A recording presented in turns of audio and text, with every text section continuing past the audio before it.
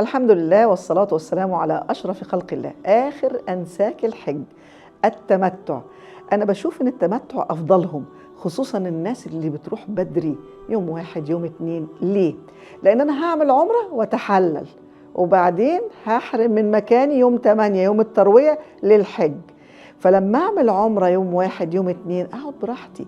معقول من يوم 1 ذو الحجة هقعد على إحرامي ومحظورات الإحرام، لا العلاقة الحميمة ولا قص ضوافر ولا حط طيب ولا استحمام ولا أي حاجة من الفسوق والجدال والصوت العالي والصراخ، ما كل دي محظورات إحرام، مش هقدر أعمل حاجة منها أبدا. فأحسن حاجة في هذه الأنساك التمتع للناس اللي بتروح بدري.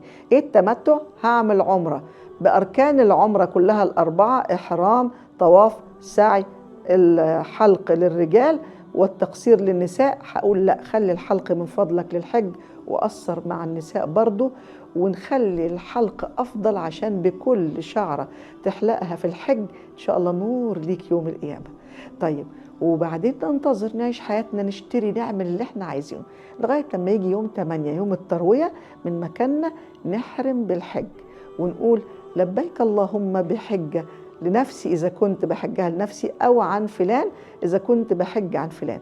دول أنواع النسك اللي أنا بختار منها، بس لازم نشوف بعد كده هنحرم منين. هنحرم من بيتنا ولا هنحرم من الطيارة ولا من أنه ميقات بنعدي عليه؟